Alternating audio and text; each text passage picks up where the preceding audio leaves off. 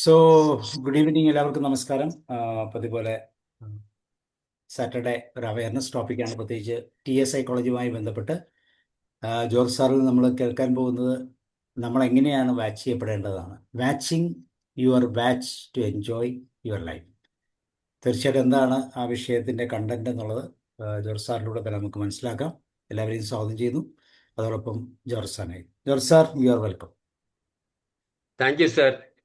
ഈ വലിയ പ്ലാറ്റ്ഫോമിൽ, അതും എല്ലാ ഗുരുനാഥന്മാരുടെയും മുമ്പിൽ ഒരിക്കൽ കൂടെ വരാൻ, ഇങ്ങനെയൊക്കെ ഒന്ന് സംവദിക്കാൻ അവസരം ലഭിച്ചതിൽ അതിയായ സന്തോഷമുണ്ട്. അവസരം നൽകിയ സർവേശ്വരനെ സ്തുതിക്കുന്നു. എൻ്റെ മാതാപിതാക്കളെ സ്മരിക്കുന്നു. എനിക്ക് വേദി തന്ന സാബു സാറിനോടുള്ള നന്ദി പ്രത്യേകം അറിയിക്കുന്നു. ഡിയർ ഫ്രണ്ട്സ്, ജീവിതം എല്ലാവർക്കും ഒന്നേ ഉള്ളൂ. അത് ഏറ്റവും സന്തോഷകരമാക്കണമെന്ന് കരുതിയ എല്ലാവരും എല്ലാ അധ്വാനത്തിലും ഏർപ്പെടുന്നു. പക്ഷെ എവിടെയോ എന്തോ തടസ്സങ്ങൾ പലർക്കും നേരിടുന്നുണ്ട്. എന്തായിരിക്കും കാര്യങ്ങൾ? ആരെങ്കിലുമൊക്കെ ഒന്ന് അഭിപ്രായം പറയുകയാണെങ്കിൽ കൂടുതൽ സന്തോഷമാണ്. പലതരം പ്രശ്നങ്ങളാണ്. പലതരം പ്രശ്നങ്ങളാണ്. എന്ത് പ്രശ്നം വേണമെന്നുള്ളതാണ് ചോദ്യം. അത് ഏത് നമ്മൾ ചിന്തിച്ചാൽ 360 ഡിഗ്രിയിലും പ്രശ്നങ്ങൾ ഉണ്ട്. മനുഷ്യൻ ജീവനുള്ളിടത്തോളം കാലം അവൻ്റെ കാഴ്ചപ്പാടിൽ പ്രശ്നങ്ങൾ ധാരാളം. ഒരു അളവില്ല, പ്രശ്നങ്ങൾക്ക് പരിധിയുമില്ല. ഈ പ്രസന്റിനെ പറ്റി ചിന്തിക്കാത്തോണ്ടാണ് കൂടുതൽ, അല്ലേ സാറേ? കറക്റ്റ്. ഈ മൊമെന്റിൽ ഒരു പ്രശ്നമില്ല. പക്ഷേ ഇന്നലെ കഴിഞ്ഞു പോയ പ്രശ്നങ്ങളെല്ലാം ഓർത്ത് നമ്മൾ സഹിക്കില്ല. നാളെ സംഭവിക്കാനിരിക്കുന്ന ഓർത്ത് അതിനേക്കാൾ ടെൻഷനാണ്. ആ ഒരു പോയിന്റിലേക്ക് എത്തിയാൽ തന്നെ ഒരു 99% പ്രശ്നം തീർന്നു. അതല്ലേ വാസ്തവം? സാറേ, ജീവിതത്തിനെ പറ്റി ശരിയായൊരു വീക്ഷണം വേണം സാറേ. അതെ, ശരിയാണ് സാർ, കറക്റ്റാണ്. ശരിയായ വീക്ഷണമുള്ളവർക്ക് അതിനൊരു അർത്ഥം കൊടുക്കാനാവും. അപ്പം ജീവിതത്തിന് അവരുടേതായ ഒരു ഡെഫിനിഷൻ വരും. തീർച്ചയായിട്ടും അത് മനസ്സിന് സുഖദായകം. പക്ഷെ നമ്മൾ ജനറലൈസ് ചെയ്താൽ, ഇപ്പോൾ ഇവിടെ ഇരിക്കുന്നവരെല്ലാവരും തന്നെ സൈക്കോളജിക്കലായിട്ട് വലിയ അഡ്വാൻസ്ഡ് ആണ്. ഏറ്റവും മോഡേൺ ടെക്നിക്കുകൾ വരെ നമ്മുടെ ഈ പ്ലാറ്റ്ഫോമിൽ വരുന്നതുകൊണ്ട് ഏറെക്കുറെ ഇത്തരം കാര്യങ്ങളിലൊക്കെ നമ്മൾ അവെയറുമാണ്. എന്നാൽ ജനസമൂഹത്തിന് പൊതുവെ പറയുകയാണെങ്കിൽ അവരൊക്കെ ഒത്തിരി പ്രശ്നങ്ങൾ വഹിച്ച് നടക്കുന്നവരാ, മനസ്സ് മുഴുവനും. ആ കാരണങ്ങളെ പറ്റി നമ്മൾ ചിന്തിക്കുകയാണെങ്കിൽ, ഇപ്പം ആദ്യം പറഞ്ഞ പോലെ നമുക്ക് കിട്ടിയ സുഖം അല്ലെങ്കിൽ നമ്മൾ കൊടുക്കുന്ന നിർവചനമാണ്. നമ്മൾ ആഗ്രഹിക്കുന്നത് നമുക്ക് കിട്ടിയതും തമ്മിലുള്ള അകലമാണ് മാനസിക സംഘർഷങ്ങളുടെ അടിസ്ഥാനം എന്ന് വേണമെങ്കിൽ പറയാമെന്ന് തോന്നുന്നു, ഒരു വിധത്തിൽ. ഇല്ലേ? അങ്ങനെയും പറയാമല്ലോ. നമുക്ക് ലഭിച്ചതും നമ്മൾ ആഗ്രഹിച്ചതും തമ്മിലുള്ള അകലമാണ്. അല്ലെങ്കിൽ യാഥാർത്ഥ്യത്തിലുള്ളതും സങ്കല്പത്തിലുള്ളതും തമ്മിലുള്ള വ്യത്യാസം. ഞാൻ ഇവിടെ ഇന്ന് നിങ്ങളുമായിട്ട് പങ്കുവയ്ക്കാമെന്ന് ആഗ്രഹിക്കുന്ന ആശയം ഇത്തരത്തിൽ ചില ചിന്തകളിലൂടെ വന്ന് നാളിതുവരെ കേട്ടത്, അറിഞ്ഞത്, പഠിച്ചത് ഒക്കെ അങ്ങടെ ഒന്ന് പങ്കുവയ്ക്കാം. ഉള്ളവരൊക്കെ ഗുരുക്കന്മാരായതുകൊണ്ട് എന്ത് വേണേലും കൂട്ടിച്ചേർക്കും, എന്ത് വേണേലും തിരുത്തും എന്നെനിക്ക് നല്ല ഉറപ്പുണ്ട്. അപ്പോൾ സംയോജിതം, സന്ദർഭോചിതം എല്ലാവരും അത് ചെയ്യണം എന്നും കൂടെ പറഞ്ഞ് ഞാൻ തുടങ്ങട്ടെ. വാച്ചിങ് യുവർ വാച്ച് എന്ന് പറഞ്ഞാൽ നമുക്കറിയാം, വാച്ച് ധാരാളമുണ്ട്.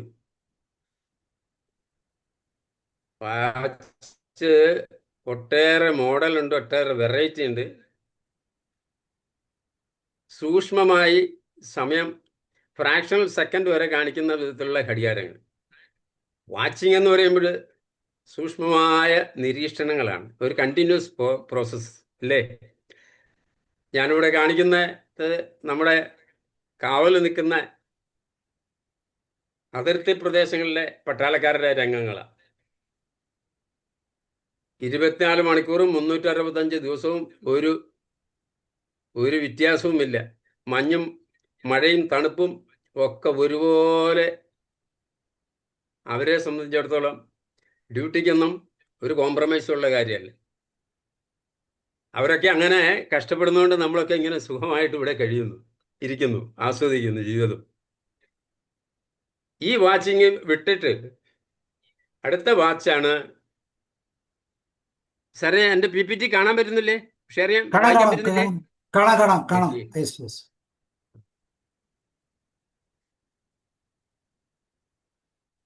കാണാം. Watching your watch to enjoy your life. Okay. എനിക്ക് അതിനൊരു ചെറിയ തടസ്സം. ഇവിടെ ടോപ്പിൽ ടൂൾ ബാർ എല്ലാം കൂടെ നിൽക്കുന്നതുകൊണ്ട് അത് എന്ത് ചെയ്യും? ടൂൾ ബാർ എല്ലാം ടോപ്പിൽ വന്ന് നിൽക്കുന്നു. അതൊക്കെ മറ്റേ ഈ മൗസ് കൊണ്ട് വലിച്ചങ്ങ് മാറ്റിയാൽ മതി.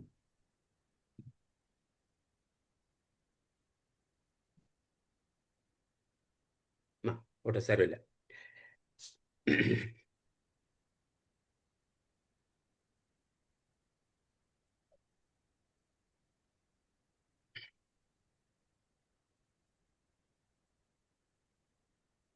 Watching your watch to enjoy your life.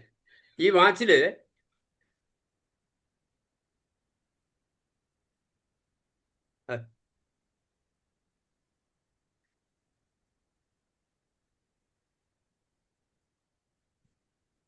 കാണും. Words, actions, thoughts.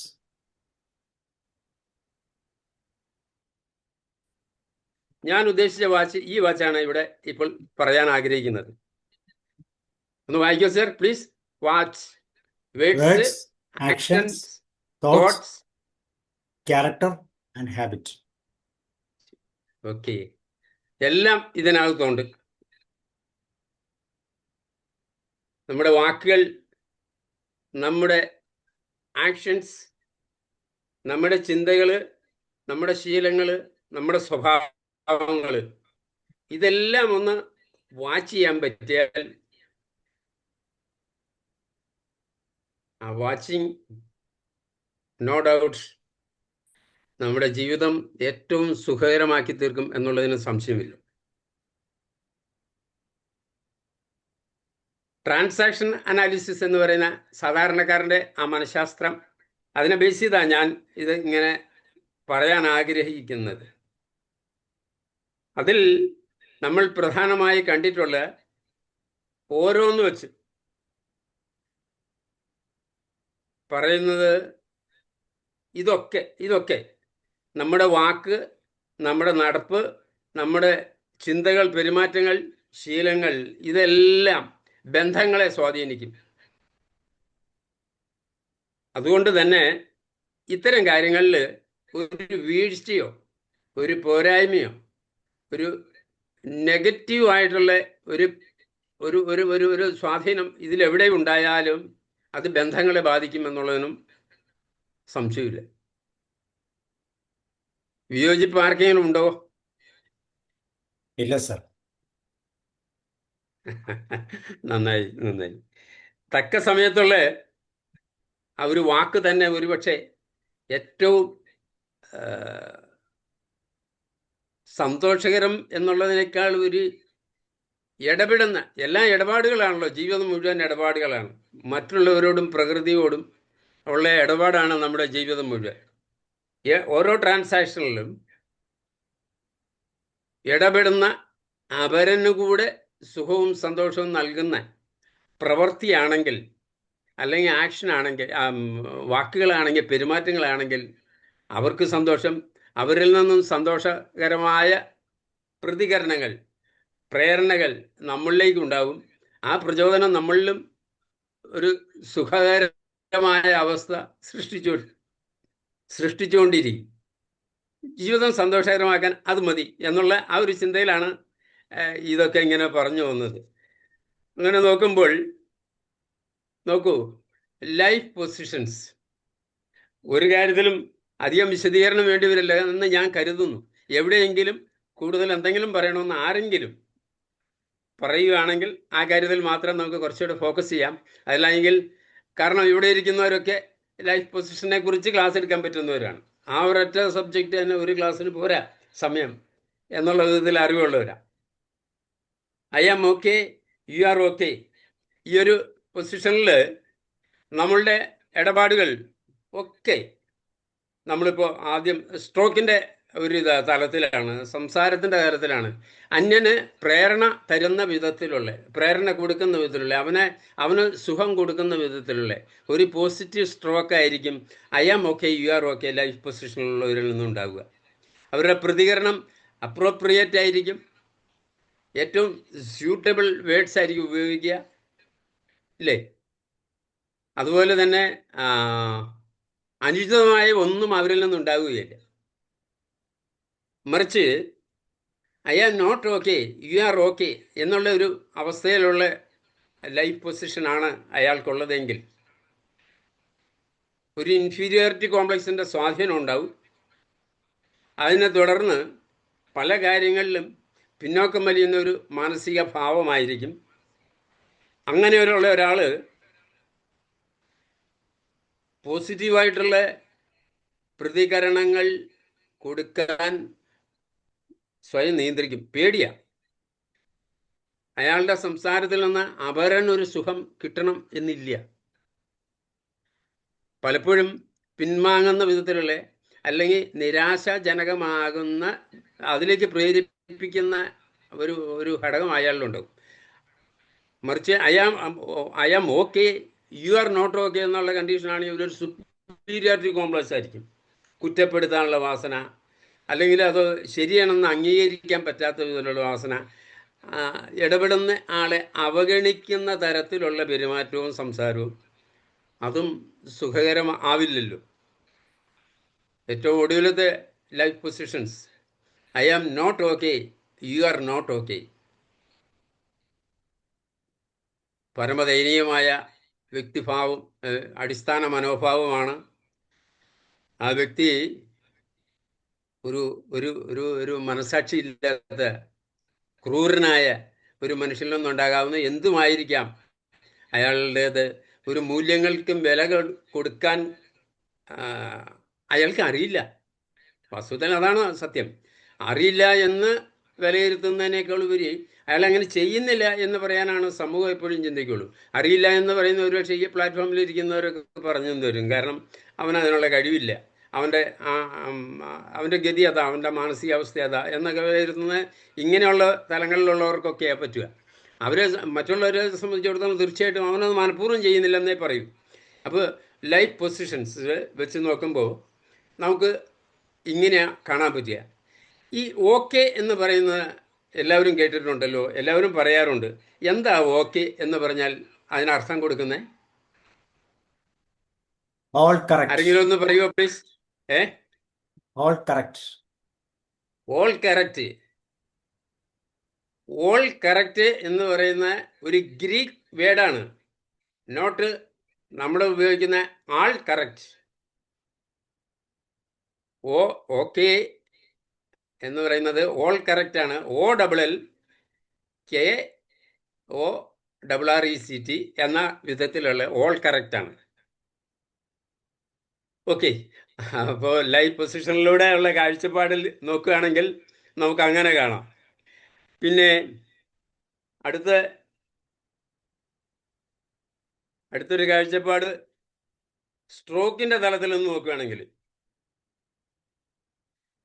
സ്ട്രോക്കിൻ്റെ തലത്തിൽ പോസിറ്റീവ് സ്ട്രോക്ക് ഉണ്ട്, നെഗറ്റീവ് സ്ട്രോക്ക് ഉണ്ട്. പൊതുവിൽ എല്ലാവരും ആഗ്രഹിക്കുന്നത് ഏത് സ്ട്രോക്ക് ആയിരിക്കാം? Positive strokes. പരമാവധി നമ്മളെല്ലാവരും ആഗ്രഹിക്കുന്ന പോസിറ്റീവ് സ്ട്രോക്കാണ്. അതും അൺകണ്ടീഷണൽ കിട്ടിയാൽ അതാണ് ഏറെ സന്തോഷം, അല്ലേ? പക്ഷേ എപ്പോഴും നമുക്ക് അങ്ങനെ കൊടുക്കണം എന്ന് പറയാൻ പറ്റില്ല. എപ്പോഴും അതുമാത്രമാണ് ശരിയെന്നും പറയാനാവില്ല. എല്ലാ സ്റ്റേജസും ഈ എല്ലാ ബ്രാഞ്ചസും ഒരുപോലെ പ്രസക്തമാണ് എന്ന് കരുതണം. പോസിറ്റീവ് സ്ട്രോക്ക് അത് കണ്ടീഷണലായും അൺകണ്ടീഷണലായും കൊടുക്കേണ്ട സാഹചര്യങ്ങളുണ്ട്. നെഗറ്റീവ് സ്ട്രോക്ക് കണ്ടീഷണലായും അൺകണ്ടീഷണലായും കൊടുക്കേണ്ട സാഹചര്യങ്ങളുണ്ട്.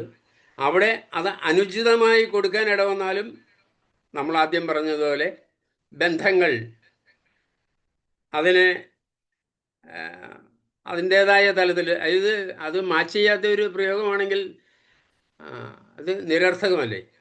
കുട്ടിത്വം വിട്ടുമാറിയില്ല എന്ന് പറയാം, അല്ലെങ്കിൽ ക്രൂരനാണെന്ന് പറയാം. എന്തായാലും അത് സന്ദർഭോചിതമായിരിക്കണം. അതേ പറയാനുള്ള ഏറ്റവും നല്ല വാക്ക് അങ്ങനെയോടെ കൂട്ടാം അല്ലേ. സന്ദർഭോചിതമായിരിക്കണം പ്രയോഗങ്ങൾ. ഇങ്ങനെയുള്ള പ്രയോഗങ്ങളുണ്ട്. അരുതാത്തത് അസമയത്ത് ഉപയോഗിക്കാതിരിക്കുക. ഓക്കെ. സ്ട്രോക്കിൻ്റെ തലത്തിൽ നിന്ന് നോക്കിയാലും നമുക്ക് ഇങ്ങനെ ഈ 4 സ്റ്റേജസും ബന്ധങ്ങൾ കാത്തു സൂക്ഷിക്കാൻ ഒരുപോലെ പ്രസക്തമാണ്.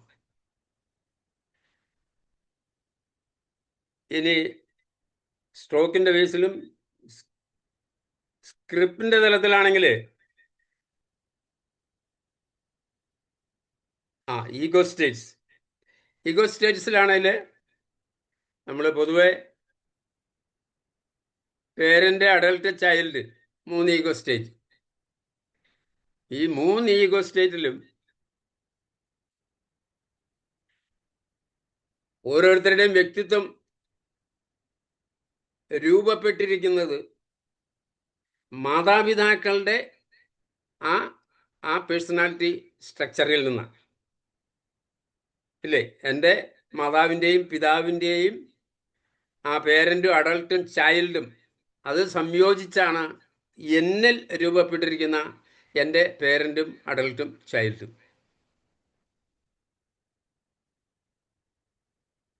ആ സംയോജനത്തിൽ ഞാൻ ആ ഒരു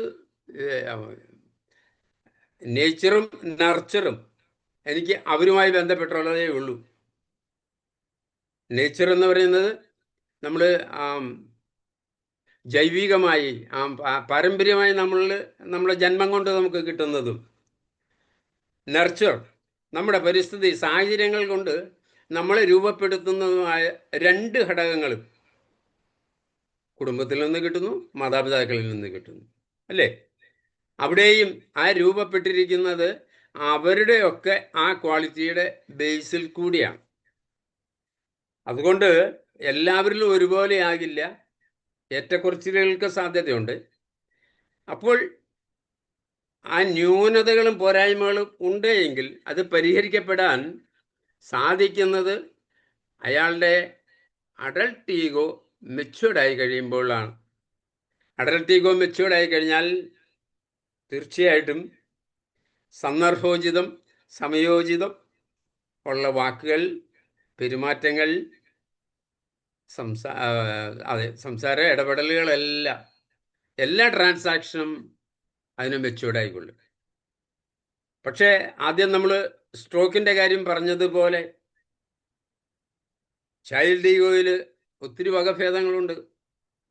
free child, little professor, adopted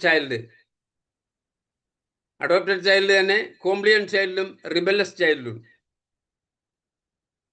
adult ഈഗോയ്ക്ക് വകഭേദങ്ങളില്ല. പേരന്റ് ഈഗോയ്ക്ക് critical parent or controlling parent, അടുത്തത് നർച്ചറിങ് പേരന്റ്. പോറ്റുന്ന പിതൃഭാവവും പഴിക്കുന്ന ശപിക്കുന്ന പിതൃഭാവവും. സ്ട്രോക്കിന്റെ കാര്യം പറഞ്ഞതുപോലെ തന്നെ ഈഗോ സ്റ്റേറ്റ്സിൽ ഏതെങ്കിലും ഈഗോ സ്റ്റേറ്റ് എപ്പോഴും മോശമാണെന്ന് പറയാൻ കഴിയില്ല.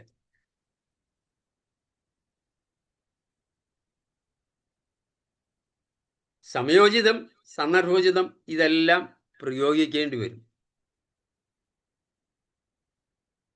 അങ്ങനെ വരുമ്പോൾ ഏത് ഉപയോഗിക്കണം, ഏത് ഉപയോഗിക്കരുത്, എവിടെ ഉപയോഗിക്കണം, എവിടെ ഉപയോഗിക്കരുത് എന്നൊക്കെയുള്ള തിരിച്ചറിവ് സ്വയം ആർജിച്ചെടുത്തേ പറ്റൂ.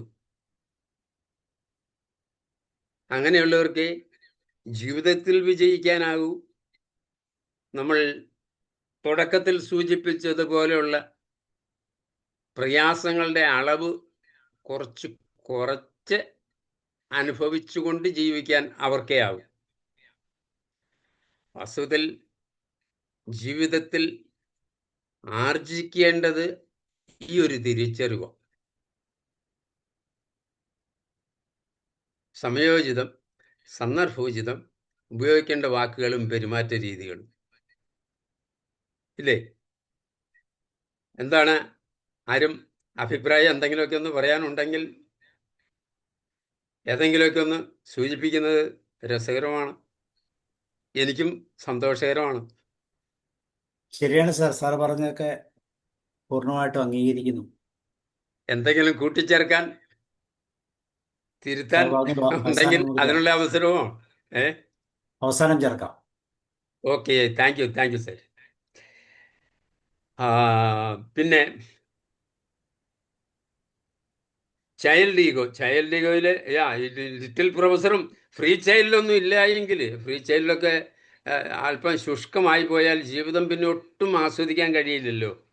ജീവിതം ഏറ്റവും രസകരമായി ആസ്വദിക്കാൻ, അനുഭവിക്കാൻ ഒക്കെ കഴിയുന്നത് മറ്റുള്ളവരോടൊക്കെ ഒരു സുഖദായകമായ പെരുമാറ്റം കിട്ടുന്നതൊക്കെ, കൊടുക്കാൻ പറ്റുന്നതൊക്കെ നമ്മുടെ നാച്ചുറൽ ചൈൽഡ് അത് അതിൻ്റെതായ അളവിൽ നമ്മൾ സൂക്ഷിക്കുമ്പോഴാണ്. ഈഗോഗ്രാം ഉണ്ടല്ലോ, ഈഗോഗ്രാം ആർച്ച് ഡിസൈൻ ചെയ്തേ. അതിനകത്ത് ഈഗോഗ്രാം പറയുന്നുണ്ട്. ഈഗോഗ്രാമിൽ നമുക്ക് ഈ ഫാക്ടേഴ്സിൻ്റെ ഒക്കെ അളവ് ഒരാളുടേത് നോക്കിയാൽ എന്താണ് അയാളുടെ ആ ഈഗോഗ്രാം നോക്കി അയാളുടെ വ്യക്തിത്വത്തിൻ്റെ പ്രത്യേകതകളൊക്കെ തിരിച്ചറിയാൻ പറ്റും. കൗൺസിലിങ്ങിൽ ഉപയോഗിക്കുന്ന ഒരു ടെക്നിക്കാണല്ലോ. വാസ്തവത്തിൽ കൗൺസിലിംഗ് കൊണ്ട് ഉദ്ദേശിക്കുന്നതും ലക്ഷ്യം വയ്ക്കുന്നതും വ്യക്തിയുടെ നല്ല പെരുമാറ്റവും നല്ല സംസാരവും ഉണ്ടാക്കിയെടുക്കുക, മാറ്റിയെടുക്കുക എന്നുള്ളത് തന്നെയല്ലേ. ആ വിധത്തിൽ നോക്കുമ്പോൾ തീർച്ചയായിട്ടും ego states the 3 distinct model of thinking, feeling and behaving. Ego states എല്ലാം എപ്പോഴും വ്യക്തിയെ സ്വാധീനിച്ചുകൊണ്ടിരിക്കുന്നു. അടുത്ത്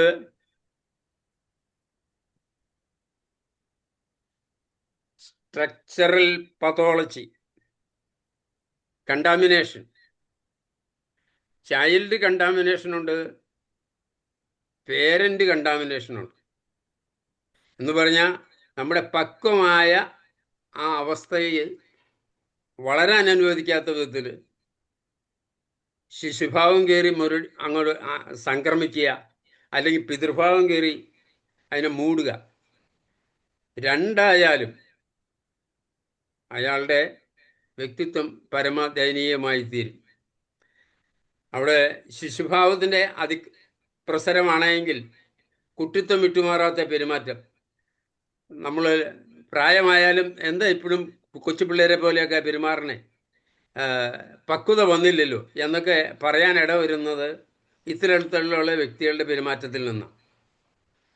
അതുപോലെ പിതൃഭാവം കയറി കാണിക്കുമ്പോഴും എന്തിനും ഏതിനും ആരെയും എവിടെയും കുറ്റപ്പെടുത്തുക,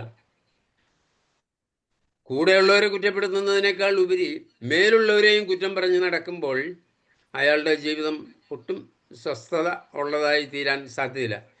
കാരണം നമ്മൾ ജോലി ചെയ്യുകയാണെങ്കിൽ ജോലി സ്ഥലത്തെ മേലുദ്യോഗസ്ഥരെ കുറ്റപ്പെടുത്തുന്നവൻ എന്തായാലും സുഖകരമായ ഒരവസ്ഥയിൽ അവിടെ കഴിയാൻ കഴിയില്ലല്ലോ. അതുപോലെ ഇത്തരക്കാർ നാട്ടിൽ സമൂഹത്തിൽ ഭരണാധിപന്മാരെ, അധികാര കേന്ദ്രങ്ങളെ എല്ലാം കുറ്റപ്പെടുത്തുന്നവരും വിമർശിക്കുന്നവരും അതിനെതിരെ നീങ്ങുന്നവരും ഒക്കെ ആയിത്തീരാൻ സാധ്യത കൂടുതലാണ്.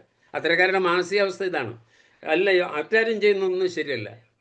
ആ ഒരു ദുസ്ഥിതിയിലേക്ക് ഈ കണ്ടാമിനേഷൻ, പേരൻ്റ് കണ്ടാമിനേഷനായിട്ട് വരും. മറ്റൊരു ദുസ്ഥിതിയാണ്, അതൊരു രോഗാവസ്ഥ തന്നെയാണ്, സ്റ്റണ്ടഡ്നെസ്.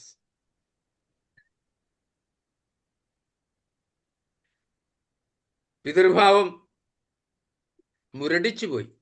പിതൃഭാവം മുരടിച്ചു എന്ന് പറഞ്ഞാൽ യാതൊരു സൽഗുണങ്ങളും ഇല്ലാത്ത വ്യക്തി എന്ന് വേണം പറയാൻ. യാതൊരു മൂല്യബോധവുമില്ല. ഏത് ക്രൂരകൃത്യങ്ങളും ചെയ്യാൻ ഒരു മനസാക്ഷിക്കുത്തുമില്ലാത്ത വ്യക്തികൾ. അതുപോലെ പക്വഭാവം മുരടിച്ചു പോയവരാണെങ്കിൽ തനി ഭ്രാന്തിൻ്റെ അവസ്ഥ. ഒരു ഒരു ഒരു തിരിച്ചറിവും ഇല്ലാത്ത, ഒരുപക്ഷെ വസ്ത്രം പോലും ധരിക്കാതെ, ഭക്ഷണം വേണ്ടപ്പോൾ വേണ്ട വിധം കഴിക്കാതെ, അല്ലെങ്കിൽ ഒരു കാര്യവും ശ്രദ്ധിക്കാൻ പറ്റാതെ പോകുന്ന ഒരു വല്ലാത്ത മാനസികാവസ്ഥ പക്വഭാവം മുരടിച്ചവരിലുണ്ടാകും. ശിശുഭാവം മുരടിച്ചവർ, അത്തരക്കാർ ജീവിതം പിന്നെ തുടർന്ന് മുന്നോട്ട് കൊണ്ടുപോകാൻ ഒട്ടും കഴിയാത്ത അവസ്ഥയിലേക്ക് എത്തിക്കൊണ്ടിരിക്കുന്നവരാണ്. ജീവിതത്തിലെ ആസ്വദിക്കാൻ ഒന്നുമില്ല, ആനന്ദിക്കാൻ, സന്തോഷിക്കാൻ, പ്രതീക്ഷിക്കാൻ ഉള്ളതൊന്നും അവരുടെ മുമ്പിൽ കാണുന്നില്ല. എല്ലാം മരവിച്ച്, എല്ലാം മുരടിച്ച്, നിരാശ മുറ്റി നിൽക്കുന്ന ഒരവസ്ഥ. ആഗ്രഹമോ പ്രതീക്ഷയോ ലക്ഷ്യമോ യാതൊന്നുമില്ലാത്ത ഒരു ദുസ്ഥിതിയാണ്. ഇതും അതെ, കണ്ടാമിനേഷൻ ആണേലും സ്റ്റണ്ടഡ്നെസ് ആണേലും പ്രതിവിധി തേടേണ്ട അവസ്ഥ എന്ന് തിരിച്ചറിയാൻ നമുക്ക് ഈ ഈ തിരിച്ചറിവിലൂടെ കഴിയും. അതിനുവേണ്ടി തന്നെയാണ് ഇതിങ്ങനെ അനലൈസ് ചെയ്ത് നമ്മൾ അറിയേണ്ടത്, ഉപയോഗിക്കേണ്ടത്. പേരന്റ് കണ്ടാമിനേഷൻ, സ്റ്റണ്ടഡ്നെസ്, പേരന്റ് സ്റ്റണ്ടഡ്നെസ്, പിതൃഭാവം മുരടിച്ചു പോയവർ കുടുംബത്തെ മുഴുവനൊക്കെ ഉന്മൂലനം ചെയ്ത് ആത്മഹത്യ ചെയ്യുന്നവരൊക്കെ ഏതാണ്ട് ഈ കൂട്ടത്തിൽ പെടും എന്ന് കേട്ടിട്ടുണ്ട്. പിഞ്ചു കുഞ്ഞുങ്ങളെ ആണെങ്കിലും ഉറ്റവരെ ആണെങ്കിലും കൈകാര്യം ചെയ്യാനൊന്നും അവർക്ക് അങ്ങനെ ഒരു ഒരു ഒരു മൂല്യബോധം, അവരുടെ മനസ്സാക്ഷി തികച്ചും അവരിലില്ല. അത്ര ഒരു പതറ്റിക് സിറ്റുവേഷൻ. ഓക്കെ, അടുത്തത് ഒന്നോടെ ഉണ്ട്, projection. Parent projection, adult projection, child projection. ഇതൊരു വല്ലാത്ത വൈകല്യം. വ്യക്തിത്വ ഘടനയിൽ മറ്റെല്ലാത്തിനേക്കാളും ഉപരിയായി ഇവരിൽ ഓരോ സ്റ്റേജിലും ഈ ചൈൽഡ് പ്രൊജക്ഷൻ ആയാലും, അഡൾട്ട് പ്രൊജക്ഷൻ ആയാലും, പേരന്റ് പ്രൊജക്ഷൻ ആയാലും സന്ദർഭോചിതം, സമയോചിതം, അനുചിതമായ പെരുമാറ്റങ്ങളോ വാക്കുകളോ പ്രവൃത്തികളോ ഇവരിൽ നിന്നുണ്ടാവില്ല. അതായത് ഇടപെടുന്ന ഇടപാടുകാരൻ, നമ്മളോട് ബന്ധപ്പെടുന്നവന് താല്പര്യജനകമാകുന്ന വിധത്തിൽ പെരുമാറണമെന്നുള്ള തിരിച്ചറിവ് ഇവരിൽ മാറിപ്പോയി. ഇവരെ സ്വാധീനിക്കുന്നത് പേരന്റ് കണ്ടാമിനേഷനിലുള്ള ആള്, പേരന്റ് പ്രൊജക്ഷൻ എപ്പോഴും വലിയ വലിയ അധികാരകേന്ദ്രമാണെന്നോ സർവജ്ഞാനിയാണെന്നോ എല്ലാവരും എനിക്ക് കീഴ്പ്പെട്ടിരിക്കുന്നു എന്നൊക്കെയോ കരുതുന്ന ഒരു വല്ലാത്ത തലത്തിലാണ് അവരുടെ മനസ്സ് നിൽക്കുന്നത്. അതുകൊണ്ട് തന്നെ മറ്റുള്ളവരെ ഒരു പ്ലീസിങ്, അല്ലെങ്കിൽ അവർക്കൊരു സുഖം തോന്നണം, എൻ്റെ ഈ ഭാവം ശരിയല്ല എന്ന് തിരിച്ചറിവ് ഇവർക്കുണ്ടാവില്ല. അവരെ തിരുത്താൻ എളുപ്പവുമല്ല. അത് ഏത് സ്റ്റേജിലുള്ളവരാണെങ്കിലും അതെ, തിരുത്തലൊന്നും എളുപ്പമല്ല. പക്ഷേ ഉറ്റവരാരെങ്കിലും തിരിച്ചറിഞ്ഞിട്ട് പ്രതിവിധി തേടിയാൽ രക്ഷപ്പെടാനുള്ള സാധ്യതയുമുണ്ട്. പ്രതിവിധി തേടേണ്ട രോഗാവസ്ഥകൾ എന്ന് കാണിക്കാൻ വേണ്ടിയിട്ടാണ് ഇതേക്കുറിച്ച് ഇങ്ങനെ പറയാനിട വന്നത്. ടിയുടെ കൂട്ടത്തിൽ ട്രാൻസാക്ഷൻ അനാലിസിസ്, അടുത്തത് ഒന്നുകൂടെ ട്രാൻസാക്ഷൻ കൂടിയുണ്ട്. നമ്മൾ സാധാരണ ഉപയോഗിക്കുന്നതാണല്ലോ, ടിയുടെ പ്രധാന സബ്ജക്റ്റുകളെല്ലാം തന്നെ കടന്നു വന്നു. ട്രാൻസാക്ഷൻസ്, അത് കോംപ്ലിമെൻ്ററി ട്രാൻസാക്ഷൻ ഉണ്ട്, അൾട്ടീരിയർ ട്രാൻസാക്ഷൻ ഉണ്ട്, ക്രോസ്ഡ് ട്രാൻസാക്ഷൻ ഉണ്ട്, ടാൻജൻഷ്യൽ ട്രാൻസാക്ഷൻ ഉണ്ട്. കോംപ്ലിമെന്ററി ട്രാൻസാക്ഷൻ ആണ് നല്ലത് എന്ന് കരുതുന്ന ഒത്തിരി സന്ദർഭങ്ങളുണ്ട്. കൂടുതലും അത് തന്നെയാണ് താൻ. അൾട്ടീരിയർ ട്രാൻസാക്ഷൻ എന്ന് പറഞ്ഞാൽ വെച്ചു പറച്ചില് അല്ലെങ്കിൽ ഗൂഢമായുള്ള സംസാരം, ഒളിച്ചു വെച്ചുള്ള സംഭാഷണം, വിപരീത അർത്ഥം വരുന്ന വേറെ അർത്ഥങ്ങളൊക്കെ പറയും. അത്തരത്തിലുള്ള ആ പ്രയോഗങ്ങളെ അൾട്ടീരിയർ ട്രാൻസാക്ഷൻ എന്നാണല്ലോ പറയുന്നത്.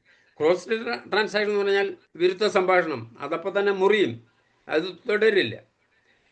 ടാൻജൻഷ്യൽ ട്രാൻസാക്ഷൻ എന്ന് പറയുമ്പോൾ ഒരാത്മാർത്ഥതയുമില്ല, സമയം കൊല്ലി സംസാരം എന്ന് വേണമെങ്കിൽ പറയാം. കുശുമ്പെന്നോ അല്ലെങ്കിൽ അത്തരത്തിലുള്ള വാക്കുകളെ എന്തെങ്കിലുമൊക്കെ ഉചിതമായി ചേർക്കാവുന്നതാണ്. ഇത്തരത്തിലുള്ള ട്രാൻസാക്ഷൻസ് എല്ലാ ട്രാൻസാക്ഷനും വേണ്ടി വരുന്നിടം ഉണ്ടായേക്കാം. പക്ഷേ ഒരാളുടെ മുഖം മുദ്രയായി അല്ലെങ്കിൽ അയാളുടെ ആ പെരുമാറ്റത്തിൻ്റെ മുഖ്യഭാഗം എന്ന് തോന്നുന്ന വിധത്തിലുള്ള ട്രാൻസാക്ഷൻസിൻ്റെ കാര്യത്തിൽ നോക്കുമ്പോൾ കഴിയുന്നത്ര കോംപ്ലിമെൻ്ററി ആകണം. കഴിയുന്നത്ര കോംപ്ലിമെൻ്ററി ആയാൽ കേൾക്കുന്നവന് പിന്നെയും പറയാൻ, പറയുന്നവനോട് വീണ്ടും പറയാൻ പരസ്പരം പ്രേരണ തോന്നും.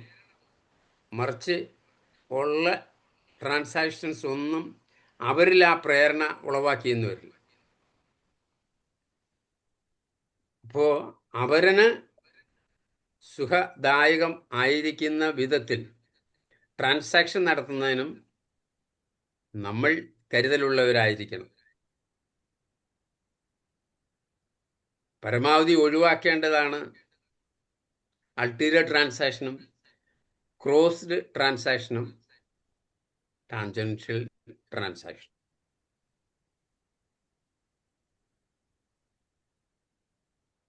Watching your watch to enjoy your life.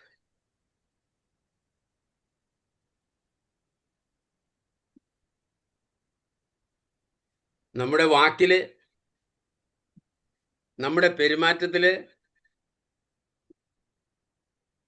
നമ്മുടെ ചിന്തയില്, നമ്മുടെ ശീലത്തില്, നമ്മുടെ സ്വഭാവത്തില്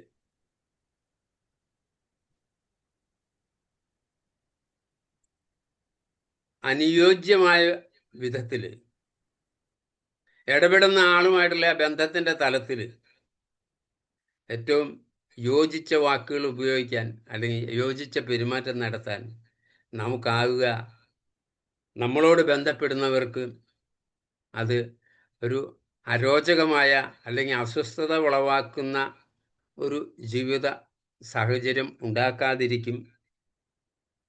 അവർ സന്തോഷവാനാണെങ്കിൽ അവരിൽ നിന്നും നമുക്കും സന്തോഷത്തിന് ഇടയാക്കുന്ന പെരുമാറ്റങ്ങളും സംസാരവും ഇടപെടലുകളും എല്ലാം ഉണ്ടാകാൻ സാധ്യതയുണ്ട്. അതുവഴി വ്യക്തിയുടെ സ്വകാര്യ ജീവിതവും ഒറ്റയ്ക്കിരുന്ന് വിഷമിക്കേണ്ടി വരുന്ന സന്ദർഭങ്ങൾ ഉണ്ടാവില്ല. കാരണം ഒറ്റയ്ക്കിരിക്കുമ്പോൾ ഓർമ്മിക്കാൻ ഒത്തിരി സന്തോഷമുള്ള നിമിഷങ്ങളായിരിക്കും, അനുഭവങ്ങളായിരിക്കും അയാൾക്കുണ്ടാവുക. കുടുംബത്തിലായിരിക്കുമ്പോൾ കുടുംബാംഗങ്ങളോടൊത്ത് പെരുമാറാൻ സന്തോഷത്തിൻ്റെ അനുഭവങ്ങളായിരിക്കും. സമൂഹത്തിൽ അത്തരത്തിലുള്ള നല്ല ബന്ധങ്ങളുള്ള ഒരു വ്യക്തിയായിരിക്കും. എല്ലാ തുറകളിലും ജീവിതം സന്തോഷകരമായി നയിക്കുവാൻ ഇത്തരത്തിലുള്ള ഒരു awareness, watching your watch to enjoy your life, എല്ലാവർക്കും കഴിയട്ടെ എന്ന് ആത്മാർത്ഥമായി ആശംസിക്കുന്നു, പ്രാർത്ഥിക്കുന്നു. എന്നെ ഇത്രത്തോളം കേട്ടുനിന്ന എല്ലാവരോടും പ്രത്യേകം നന്ദി അറിയിക്കുന്നു. കൂട്ടിച്ചേർക്കാനുള്ളതൊക്കെ കേൾക്കാൻ ഞാൻ കാതോർത്തിരിക്കുന്നു. Thank you so much. ഒരിക്കൽ കൂടെ സാബു സാറിനും ശ്രോതാക്കൾക്ക് എല്ലാവർക്കും നന്ദി. Thank you sir. വളരെ മനോഹരമായ ഒരു സെഷൻ. ഞാൻ സാറ് വാച്ചിങ് യുവർ വാച്ച് എന്ന് പറഞ്ഞിട്ട് എനിക്കത് എങ്ങനെയൊക്കെ നോക്കിയിട്ട് മനസ്സിലായില്ല. ടി എ ബേസിസിൽ എന്തായിരിക്കും വാച്ച് എന്നുള്ളതിൻ്റെ അബ്രിവേഷൻ എന്ന് ഞാൻ ഒത്തിരി ആലോചിച്ചു. അതുകൊണ്ടാണ് ഞാനതൊന്നും പറയാഞ്ഞത്. സാറിനോട് ചോദിച്ചുമില്ല. എന്താണേലും സാർ അത് വളരെ മനോഹരമായിട്ട് അവതരിപ്പിച്ചു. നമ്മുടെ വേർഡ്സും ആക്ഷൻസും തോട്ട്സും അതുപോലെ തന്നെ ക്യാരക്ടറും ഹാബിറ്റ്സും ചേരുന്നതാണ് നമ്മളെന്ന് തീർച്ചയായിട്ടും വളരെ വ്യക്തമായി അതിലൂടെ പറഞ്ഞ് ക്ലിയർ ചെയ്തു. അതിനോട് ഒപ്പം ചേർത്ത് പറഞ്ഞ എല്ലാം തീർച്ചയായിട്ടും നമ്മളെ ജീവിതത്തെ ഒന്ന് ക്രമീകരിക്കാൻ ഒരു വാച്ച് ചെയ്യേണ്ട ഒരു കാര്യം തന്നെയാണ്. അതുകൊണ്ട് വളരെ മനോഹരമായി. ഇനിവേ നമുക്ക് ഒന്ന് ചോദിച്ചിട്ട് തിരിച്ചു വരാം. ഉലയനൻ സാർ തുടങ്ങും. അഡ്മിറ്റ് ചെയ്യും. നമ്മളെ കാണാൻ സുന്ദരമായ ഒരു കണ്ണാടിയാണ് സാറ് നമ്മുടെ മുൻപിൽ വെച്ച് തന്നത്. എന്നിട്ട് പറയുകയാണ്, നോക്ക്, ആ കണ്ണാടിയിൽ നിങ്ങളെ കാണുന്നില്ലേ? എന്തു രൂപത്തിലാണ് നിങ്ങൾ കാണുന്നത്? എന്തു ഭാവത്തിലാണ് നിങ്ങൾ കാണുന്നത്? നിങ്ങൾ കണ്ണാടിയോട് സംസാരിക്കൂ. നിങ്ങൾക്ക് നിങ്ങളെ കാണാനും കേൾക്കാനും അനുഭവിക്കാനും കഴിയുന്ന വസ്തുവാണ് കണ്ണാടി. ഈ ട്രാൻസാക്ഷൻ അനാലിസിസ് എന്ന സൈക്കോളജിയുടെ ഒരു ഭാഗം അങ്ങനെ ഒരു കണ്ണാടിയാണ് എന്ന് കൃത്യമായി ജോർജ് സാർ നമുക്ക് പറഞ്ഞു തന്നു. അതില് PAC, പാരന്റ്, അഡൽട്ട്, ചൈൽഡ്. ഒരു വ്യക്തിക്ക് ഈ 3 ഭാവങ്ങളും പ്രവർത്തിക്കാനായിട്ടും സംസാരിക്കാനും കഴിയും എന്നുള്ളത് തന്നെയാണ് അതിൻ്റെ ഏറ്റവും വലിയ പ്രത്യേകത. എനിക്ക് പാരന്റ് ആവാൻ കഴിയും, എനിക്ക് അഡൽട്ട് ആവാൻ കഴിയും, എനിക്ക് ചൈൽഡ് ആവാനായിട്ടും കഴിയും.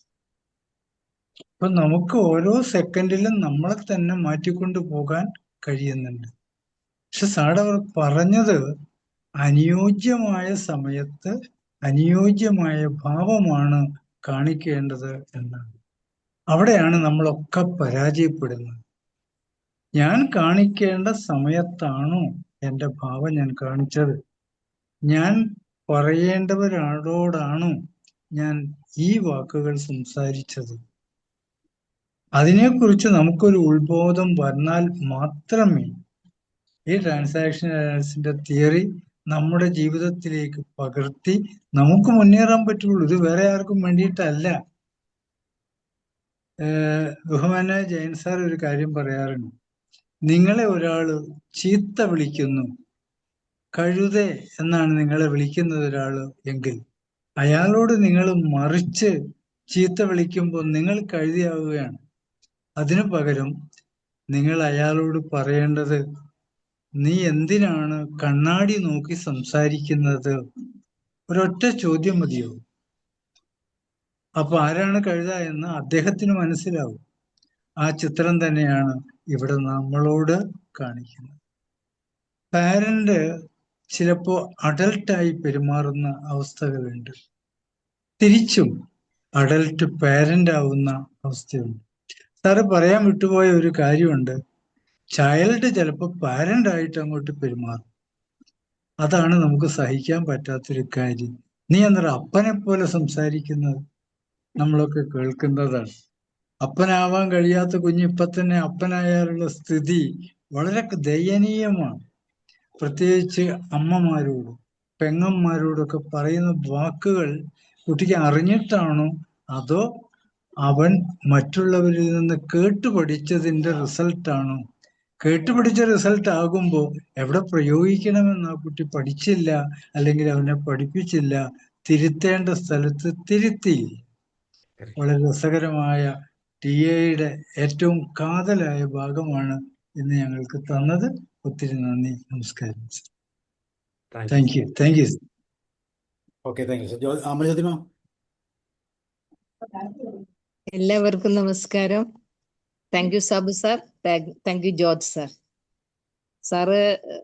സാറ് പറഞ്ഞാൽ സാറ് വിട്ടുപോയൊരു കാര്യം, അതായത് TL ഏറ്റവും കപ്പിൾസിന്റെ റിലേഷൻസ്, അതായത് ഏറ്റവും പ്രശ്നം ഉണ്ടാവുന്നത് ഈ 2 തരത്തിലുള്ള അഡൽട്ടും പാരന്റും ചൈൽഡും. ഇതില് ചിലർ അഡൽട്ട് ആയിരിക്കും, ഭർത്താവ് പാരന്റ് ആയിരിക്കും, മറ്റാൾ ഇതായിരിക്കും, ചൈൽഡ് ആയിരിക്കും. അപ്പൊ അവിടെ പ്രശ്നമാവും. അങ്ങനെയാണ് പലപ്പോഴും നടക്കുന്നത്. അത് വളരെ ഞാൻ ഇതിലെ കൗൺസിലിംഗിൽ ഏറ്റവും ഉപയോഗിക്കുന്ന ഒരു സംഭവമാണിത്. വളരെ നല്ലൊരു തിയറിയാണ്. സാറത് പറയാനുള്ള അത്ര യോഗ്യതയുള്ള ആളാണ്. എന്താണെങ്കിൽ ഓരോ സംസാരത്തും ഞാൻ ഇങ്ങനെ ഒരു മനുഷ്യനെ കണ്ടിട്ടില്ല. അത്രയും ഹമ്പിൾ ആയിട്ടാണ് ജോർജ് സാർ ഓരോ വാക്കും പറയുക. ശരിക്കും you are fit for it sir. Thank you very much sir. Thank you ma'am. നല്ല ക്ലാസ് ആയിരുന്നു. ഓക്കെ, ഇനി ആരാ പറയുന്നേ? പത്മ മാം, സ്നേഹത മാം, അൻസരി സാർ, ഹരി. പത്മ മാം പറയും. എല്ലാവർക്കും നമസ്കാരം. ജോർജ് സാറിന്റെ നല്ലൊരു ക്ലാസ് ആയിരുന്നു. ടിഎനെ പറ്റി നമുക്ക് ഞാനിപ്പം പുതിയ ആള് പഠിച്ചു വരുന്നവരാണ്. അതുകൊണ്ട് തന്നെ ഇതിന്റെ പല ഭാഗങ്ങളും ആര് പറഞ്ഞാലും കേൾക്കാൻ വളരെ ഇഷ്ടമാണ്. നമ്മളത് മനസ്സിൽ പതിഞ്ഞു കിടക്കുകയും ചെയ്യുന്നുണ്ട്. അങ്ങനെ തോന്നി. വളരെ സിമ്പിളായിട്ട് ഞങ്ങളെപ്പോഴുള്ളവർക്ക് മനസ്സിലാവുന്ന തരത്തിൽ നന്നായിട്ട് പറഞ്ഞു തന്നു. ഓക്കേനെ പറ്റി സാറ് പറഞ്ഞപ്പോൾ എനിക്കൊരു തമാശ തോന്നിയതാണ്. അതിന്റെ മലയാളീകരണം എനിക്ക് തോന്നിയതാണ്. ഓക്കെ എന്ന് പറഞ്ഞാല് ചിലർ ഒരുപാട് എന്താ പറയാ, ഒരു കുറ്റവും ഇല്ല. അതിന്റെ ഓപ്പോസിറ്റ് ഒരുപാട് കുറ്റങ്ങളുണ്ട്. അപ്പൊ ഐ ആം ഓക്കെ എന്ന് പറയുമ്പോൾ എനിക്കൊരു കുറ്റവും ഇല്ല. യു ആർ ഓക്കെ എന്ന് പറയുമ്പോൾ നിങ്ങൾക്കൊരു കുറ്റവും ഇല്ല. ഐ ആം നോട്ട് ഓക്കെ എന്ന് പറയുമ്പോൾ എനിക്കൊരുപാട് കുറ്റങ്ങളുണ്ട്. അങ്ങനെ എടുത്തൂടെ സാർ? ഒരു തമാശക്ക് ഞാൻ പറഞ്ഞതാണ് അതിന്റെ മലയാള പരിഭാഷ ഓക്കേന്റെ. ഏതായാലും നല്ലൊരു ക്ലാസ് തന്നേന് താങ്ക് യു.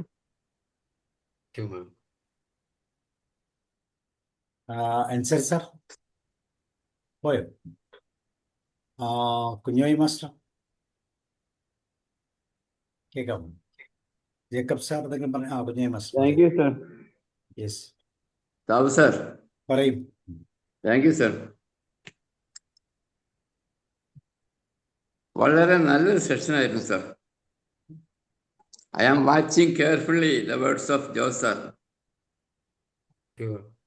നമ്മുടെ നിത്യജീവിതത്തിൽ സൗമ്യമായി സന്തോഷകരമായി മുന്നോട്ട് പോകാൻ ഇടപെടുമ്പോൾ വളരെ സന്തോഷകരമായി മുന്നോട്ട് പോകാൻ സഹായിക്കുന്ന നിലപാടുകൾ, നമ്മുടെ വാക്കുകൾ കൃത്യമായി ഉപയോഗിക്കുക, സന്ദർഭോചിതം സംസാരിക്കുക, ഇതിൻ്റെ വിശദീകരണമാണ് TA എന്ന നിലയ്ക്ക്, ട്രാൻസാക്ഷൻ അനാലിസിസ് എന്ന നിലയ്ക്ക് സാർ ഇവിടെ അവതരിപ്പിച്ചത്.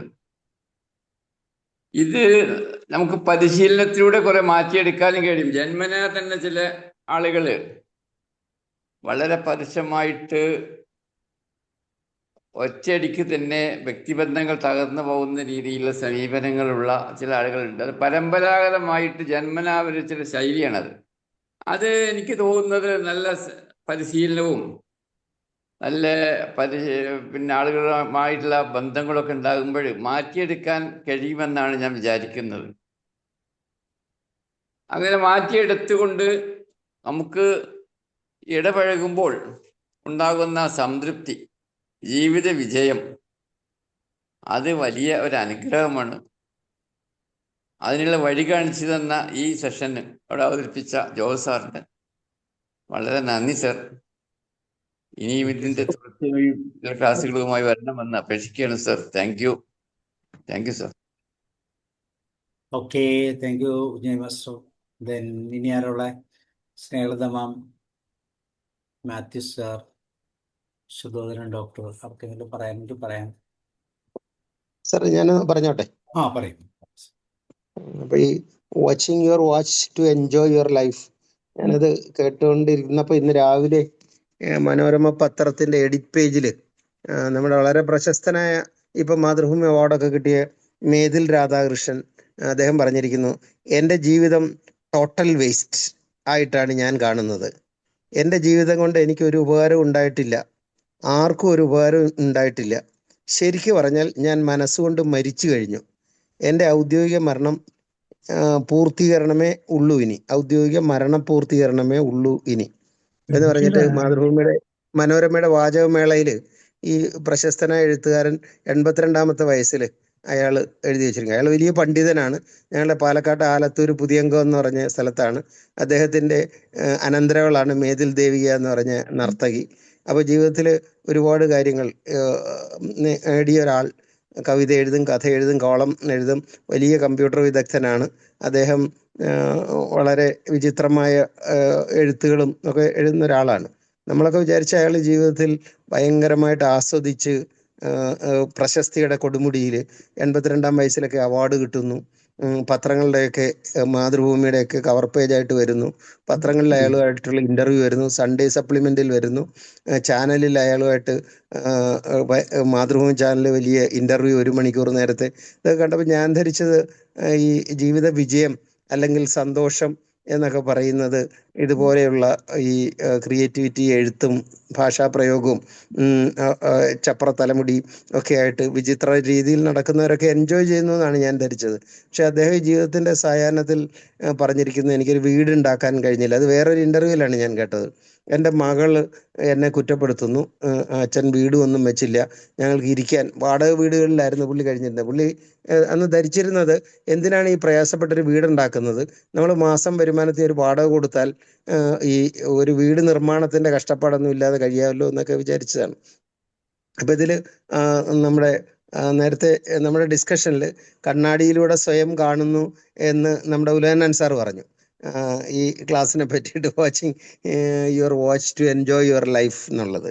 അപ്പോൾ ഇതിങ്ങനെ ജീവിത സായാഹ്നത്തിലൊക്കെ നമ്മൾ വിലയിരുത്തുമ്പോൾ നമ്മൾ ഈ വാച്ച് എന്ന് പറഞ്ഞ ആ വാക്കുകൾ നോക്കിയിരുന്നോ എന്നൊക്കെ വിലയിരുത്തുന്ന ഒരു ഘട്ടത്തിലേക്ക് വരും. അപ്പോൾ അത് ഈ ജീവിതത്തിനെ പറ്റിയിട്ട് വിലയിരുത്തലൊക്കെ. അപ്പോൾ അതിൻ്റെ മുകളിൽ തന്നെ ഇന്ന് മനോരമയുടെ ഈ എഡിറ്റോറിയലുണ്ട്, സന്തോഷിക്കാൻ മറക്കരുതേ. അപ്പോൾ ഈ ഫിൻലാൻഡുകാർ സന്തോഷിക്കുന്നത് എങ്ങനെയാണെന്നും ഇപ്പോഴും ഒരു 147 രാജ്യങ്ങളുടെ ഓക്സ്ഫോർഡ് യൂണിവേഴ്സിറ്റിയുടെ സന്തോഷ ഇൻഡെക്സിൽ 1-ാം സ്ഥാനത്ത് നിൽക്കുന്ന ഫിൻലൻഡാണ്. അപ്പോൾ ഈ ഫിൻലൻഡുകാരുടെ കാര്യങ്ങളിൽ പറഞ്ഞിരിക്കുന്നത് ഉത്തരം വളരെ ലളിതമാണ്. സംതൃപ്തിയാണ് അവരുടെ സന്തോഷം.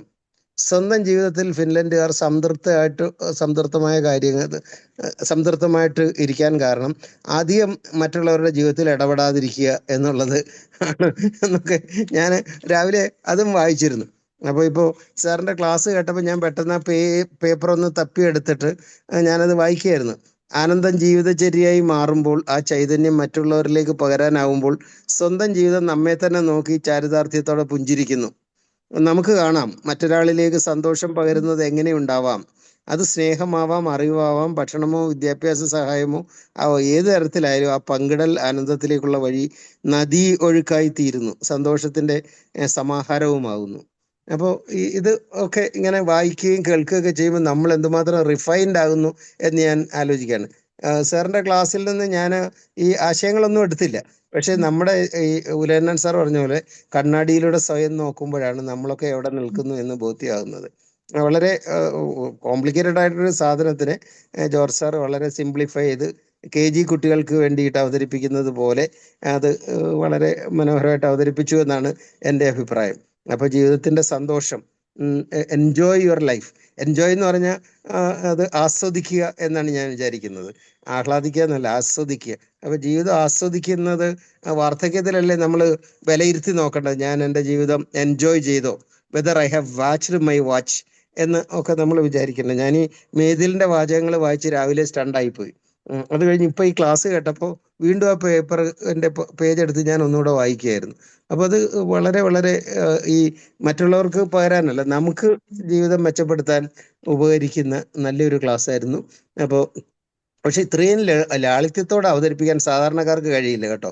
കാരണം ഇതൊരു ഒരു മുള്ള് നിറഞ്ഞ ഒരു മുൾച്ചെടിയാണ് ഈ ട്രാൻസാക്ഷൻ അനാലിസിസ് ഒക്കെ. ഇത് വളരെ സിംപ്ലിഫൈ ചെയ്ത് സാർ അതിനെ ഇങ്ങനെ ചെറിയ ചെറിയ കഷ്ണങ്ങളാക്കിയിട്ട് മുറിച്ച് നമ്മുടെ മേശപ്പുറത്ത് വെച്ച് തന്ന പോലെയാണ് എനിക്ക് തോന്നിയത്. നന്നായിരുന്നു സാർ.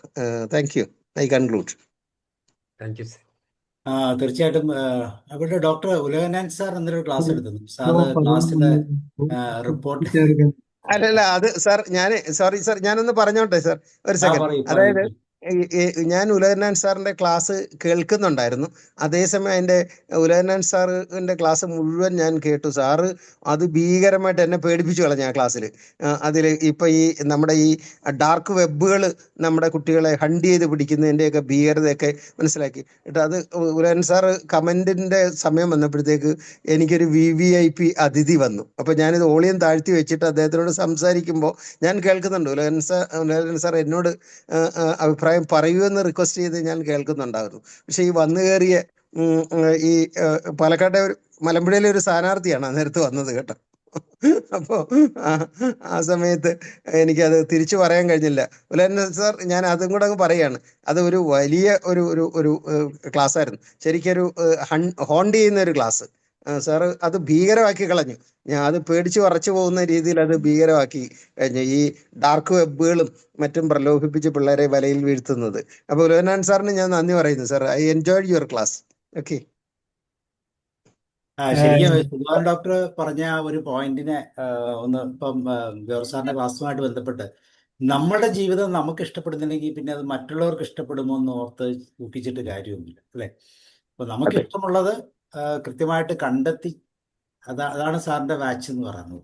നമ്മളുടെ വാക്കുകളും പ്രവൃത്തികളും ചിന്തകളും ശീലങ്ങളും ഇമോഷൻസും എല്ലാം കൃത്യമായിട്ട് എന്താ പറയുക, കുറിച്ച് വെച്ച് ചെയ്യേണ്ടത് ആണ്. ഇല്ലെങ്കിൽ തിരിഞ്ഞു നോക്കാം, കറക്റ്റ് ചെയ്യാം, അപ്പോഴും സന്തോഷം കിട്ടും. അപ്പൊ എന്താണേലും നമ്മൾക്ക് നമ്മളെ ഇഷ്ടപ്പെടുന്നില്ലെങ്കിൽ പിന്നെ ആർക്ക് എന്ത് ഇഷ്ടപ്പെട്ടിരുന്നത് കാര്യം, അല്ലേ?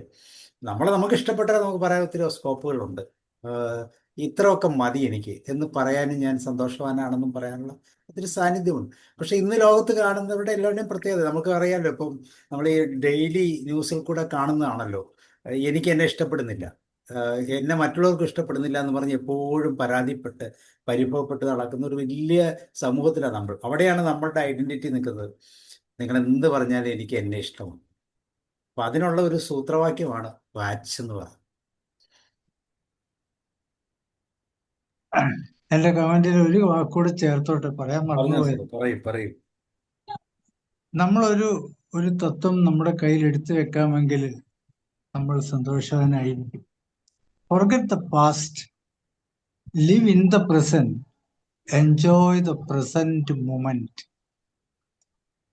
മൂന്ന് കാര്യങ്ങൾ. മറന്നു കളയുക ഇന്നലകളെ. Past is past, live in the present, enjoy the present. പിന്നെ എവിടെയാ സാർ ദുഃഖിക്കാൻ നേരം കിട്ടുന്നത്?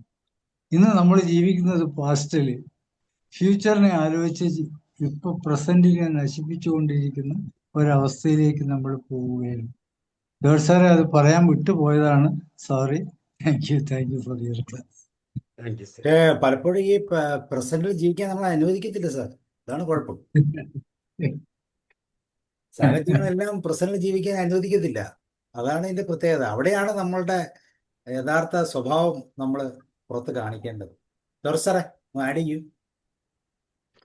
സാറേ, ഹെഡിങ്ങിനാണ് അല്ലേ പ്രൈസ് കൊടുക്കേണ്ടത്. കാച്ചി ഹെഡിങ്. അതെ, ഞാൻ ഇന്നലെ സാറ് ഇത് ഇട്ടപ്പം പോലെ ഞാൻ ആലോചിക്കുന്നത് എന്തായിരിക്കും ഈ വാച്ച്. ഞാനിത് വിചാരിച്ചു, പക്ഷെ അക്ഷരങ്ങളൊക്കെ മാറി കിടക്കുന്നു. അപ്പൊ പിന്നെ എങ്ങനെയാ ശരിയാകുന്നത് എന്നൊക്കെ ഞാൻ മനസ്സിലായി. ഇനി എന്തെങ്കിലും ആട്ടെ, വാച്ച് നമുക്ക് നോക്കാം.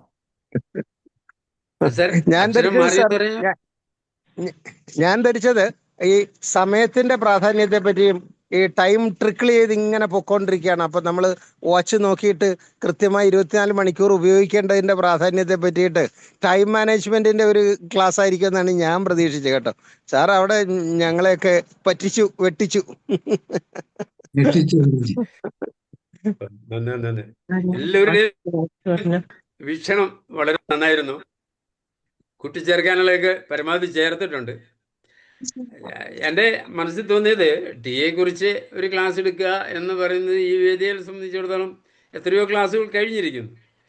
പക്ഷെ ഒരു ഓർമ്മപ്പെടുത്തലിന് ഏറ്റവും ഒരു നല്ല വഴി എന്നുള്ള വിധത്തിൽ എല്ലാം കുറേശ്ശെ എടുത്ത് അതിങ്ങനെ അതും ചേരുമ്പടി ചേർച്ചയായിട്ട് കൊണ്ടുവന്നാൽ ഓക്കെ എന്നൊരു തോന്നൽ വന്നു. അതുകൊണ്ടൊന്നെടുത്ത് പങ്കുവെക്കാമെന്ന് കരുതി. അപ്പോൾ അങ്ങനെ ഒരു ശ്രമം നടത്തിയതാണ്. കുഴപ്പമില്ല സാർ, അത് നല്ലൊരു ഓർമ്മ. സാർ അത് തന്നെയല്ല, വളരെ ഡെപ്തിൽ പോയി സാർ. എല്ലാ വിഷയങ്ങളും അതിനകത്ത് പറഞ്ഞു, സ്റ്റോക്ക് പറഞ്ഞു, ഈഗോ സ്റ്റേറ്റുകൾ പറഞ്ഞു, I M okay, you are okay പറഞ്ഞു. അല്ല, അപ്പം ടി എയുടെ ഒരു ഉസ്താദാണ്. സാറിന്റെ മാസ്റ്റർ പീസ് ടി എ ആണ് യഥാർത്ഥത്തിൽ. അല്ല, അതുകൊണ്ടല്ല ഇല്ല, ടി എ അത് പഠിച്ചു കഴിഞ്ഞാൽ ആർക്കും ഇഷ്ടപ്പെടും സാർ. അത്രയ്ക്ക് മനോഹരമായ അത് കിട്ടിയ ഒത്തിരി ഗുരുക്കന്മാരിൽ നിന്ന് ഇങ്ങനെ കിട്ടിയല്ലോ. കുറെ കാലമായി, ഒരു 35 വർഷത്തിലധികമായി ഇങ്ങനെ കേട്ടു തുടങ്ങിയിട്ട്. അപ്പോൾ അതൊന്ന് ഉള്ളത് പങ്കുവെക്കാം, നമുക്ക് അതിനെ പറ്റൂ. നമ്മുടെ ടിയുടെ ബേസ് ആഗ്രഹങ്ങൾ ഓട്ടോണമിയാണ്, ഓട്ടോണമി. അല്ലേ?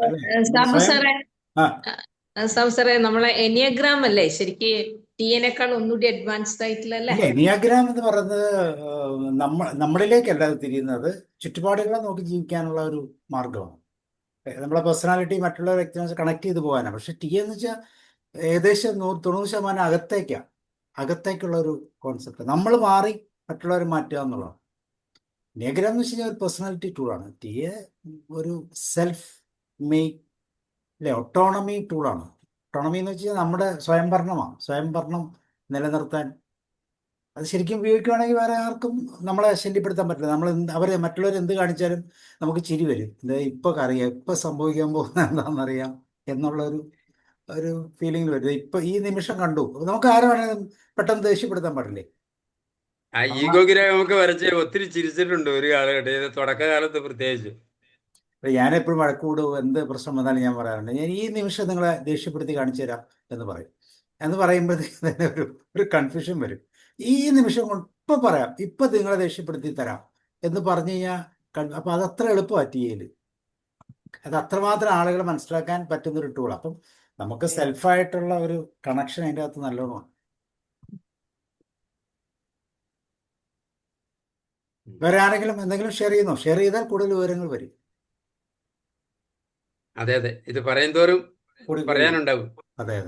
എനിക്ക് സുധാകരൻ ഡോക്ടർ പറഞ്ഞ ആ ടോപ്പിക്ക് ഭയങ്കരമായിട്ട് ഇഷ്ടപ്പെട്ടു. കാരണം ഈ ഇത്രയും വർഷം ജീവിച്ചിട്ടും അവനവൻ ആരാണെന്ന് അറിയാൻ പാടില്ലാതെ വരുമ്പോൾ, പക്ഷെ അത് ചിലപ്പം ചുമ്മാ എഴുതുന്നതായിരിക്കും, ഈ ആളുകളെ പറ്റിക്കാൻ വേണ്ടി. ഈ പട്ടിയെ പൂച്ചയാക്കുന്ന പോലത്തെ ഒരു പരിപാടിയുണ്ട്, പറയാൻ പറ്റില്ല. അല്ല സാർ, അതല്ല, ഈ ജീവിത നൈരാശ്യം എന്ന് പറഞ്ഞൊരു ഭാഗം ഉണ്ടല്ലോ. ഈ നമ്മൾ ഈ ഒരു സിംഹാവലോകനം പോലെ പാറപ്പുറത്ത് കയറിയിട്ട് പിന്നിലേക്ക് സിംഹം നോക്കുന്നത് പോലെ നമ്മൾ ജീവിതത്തിലേക്ക് 82ാമത്തെ വയസ്സിൽ നമ്മുടെ ഈ അച്ചീവ്മെന്റ്സ് അല്ലെങ്കിൽ നമ്മൾ പാഴാക്കി കളഞ്ഞ സമയം, നമ്മൾ കള്ളുകുടിച്ചും തോന്നിയാസമായിട്ടും ഒക്കെ വേസ്റ്റാക്കി കളഞ്ഞ അവസരങ്ങൾ, അങ്ങനെയൊക്കെ ഉള്ളതിനെ പറ്റിയിട്ടൊക്കെ ചിന്തിക്കും. ഒരു വീട് വെക്കാവുന്നതിനേക്കാളും ലാഭം വാടകയ്ക്ക് താമസിക്കാമെന്നാണ് പുള്ളി തെറ്റിദ്ധരിച്ചത്. അത് കഴിഞ്ഞതിന് ശേഷം അവസരം തിരിച്ചു നോട്ടം എപ്പോഴും വേണമെന്നാണ് ടി എ പറയുന്നത്. ഏത് അതെ സമയത്ത് തിരിച്ചു നോക്കണം. ഇത് 82ാമത്തെ വയസ്സിലാണ് തിരിഞ്ഞു നോക്കുന്നത്, അവിടെ കുഴപ്പം പറ്റിയേ. അപ്പൊ പുള്ളി അപ്പം ചുരുട്ടിയ കൈ വിടർത്തി നോക്കിയപ്പോ അതിലൊന്നുമില്ല. കുറച്ച് കള്ളു കുടിച്ചു, കുറച്ച് തോന്നിയാസം അലിഞ്ഞു കടന്നു, കുറെ വിചിത്രമായ സാഹിത്യത്തിലൊക്കെ മകൾ കുറ്റപ്പെടുത്തുന്നു, എന്നെ വല്ലാതെ കുറ്റപ്പെടുത്തുന്നു എന്നൊക്കെ പറഞ്ഞ് വന്നപ്പോഴത്തേക്ക് വലിയ ഒരു ഈ നൈരാശ്യം എന്ന് പറഞ്ഞില്ലേ, അത് നമ്മളെ എത്രത്തോളം ബാധിക്കുന്നു. അത് സമ്പത്തിന്റെ ഒന്നുമല്ല. ഇപ്പം നമ്മുടെ ഇത് റോയ് ആത്മഹത്യ ചെയ്തതുപോലെ സമ്പത്തിന്റെ നെറുകയിൽ നിന്ന് ആളിന് സ്വയം വെടിവെച്ചൊക്കെ ചാവാൻ തോന്നിയതുപോലെ ഇദ്ദേഹത്തിന് ഇനി അവസരങ്ങളില്ല.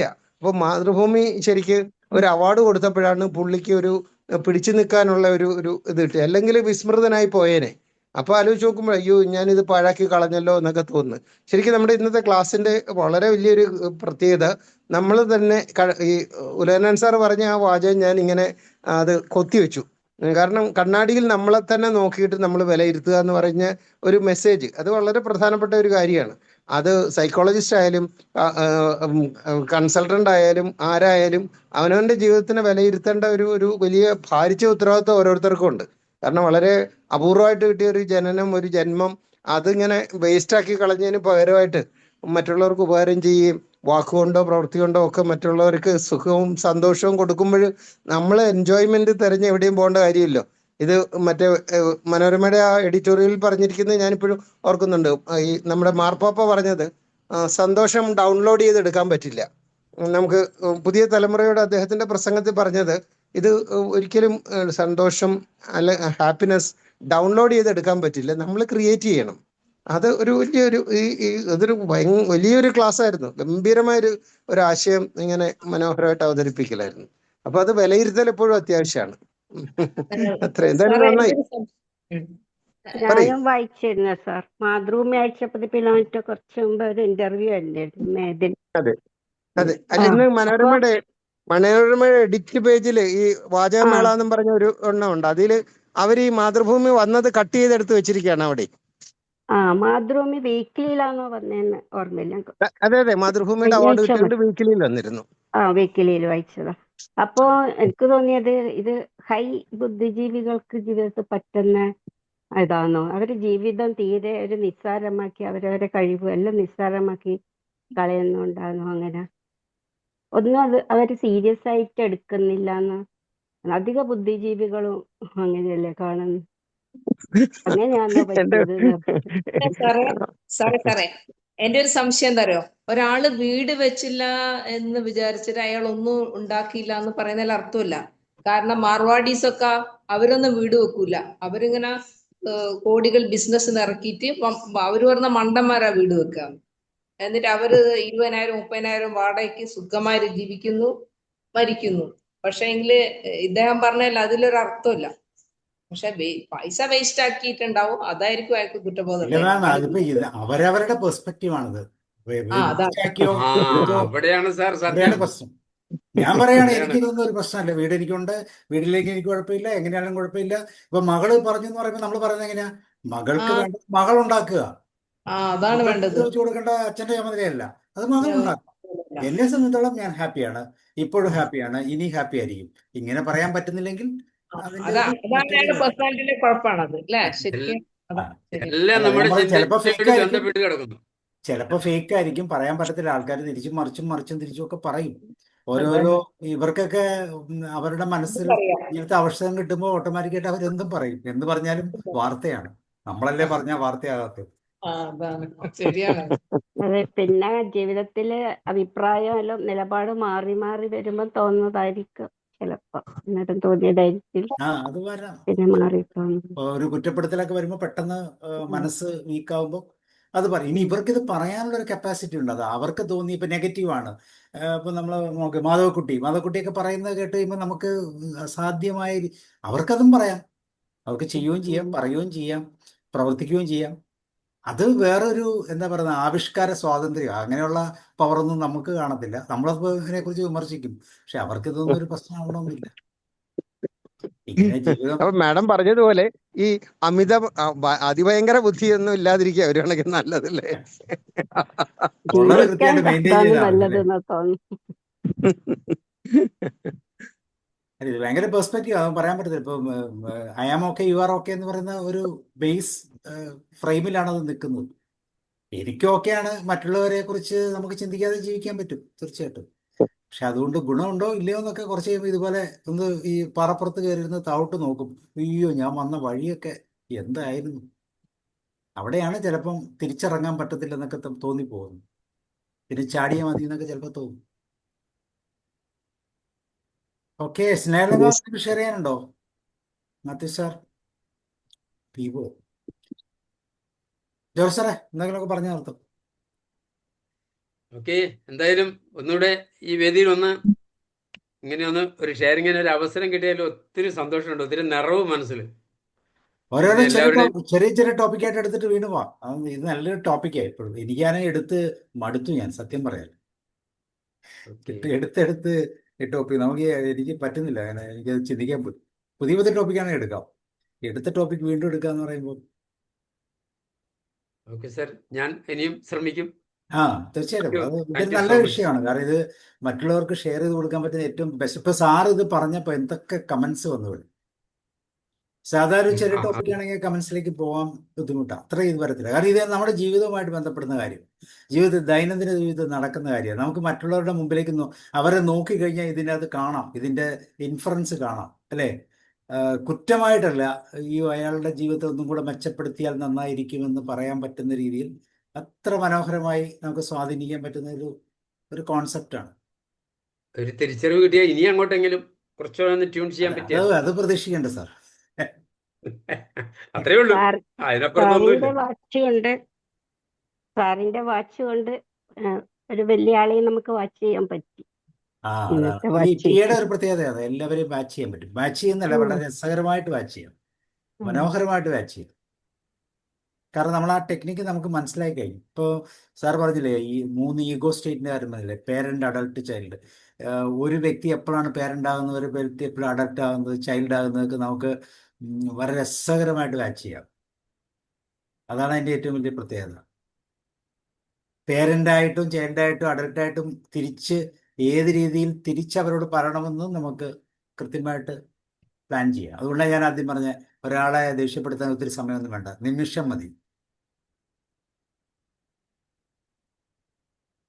അതെങ്ങനെയാണെന്ന് പറഞ്ഞു തരുമോ സാറേ? സാർ, അത് ആ വ്യക്തിയെ അറിയാമെങ്കിൽ, ഒരു വ്യക്തിയുമായിട്ട് നമുക്ക് നല്ല ഡീലിങ്സ് ഉണ്ടെങ്കിൽ ആ വ്യക്തിയുടെ പോസിറ്റീവും നെഗറ്റീവും എല്ലാം നമുക്ക് പെട്ടെന്ന് ഇതിൽ കൂടെ മനസ്സിലാക്കാൻ പറ്റും. ഏത് പറയുമ്പോഴാണ് ഇപ്പം നമ്മൾ പറയില്ലേ, ഇപ്പം നമ്മളൊരു വ്യക്തിയെ നമ്മൾ ഒഴിവാക്കണമെങ്കിൽ എന്താ മാർഗം? ഒരു വ്യക്തിയെ നമ്മളൊരു കൂട്ടായ പരിപാടിക്ക് പോകുക, അല്ലെങ്കിൽ നമ്മൾ എവിടെയെങ്കിലും പോകും, ഒരു വ്യക്തിയെ ഒഴിവാക്കണം, എന്താണ് മാർഗം? അവളെ നോക്കാതിരിക്കും, അങ്ങനെ പറ്റില്ല. നമ്മളൊരു മൈൻഡ് ഗ്രൂപ്പാണ്. ചെയ്യാതിരിക്കും. ഇപ്പൊ നമ്മൾ 3 പേരുണ്ട്. ഇപ്പൊ ജോർജ് സാറുണ്ട്, ഉലയനൻ സാറുണ്ട്, ഞാനുണ്ട്, പത്മമ ഒക്കെ ഉണ്ട്. എനിക്ക് ഉലയനൻ സാറിനെ നമ്മുടെ പ്രോഗ്രാമിൽ നിന്ന് ഒഴിവാക്കണം, എന്താ മാർഗം?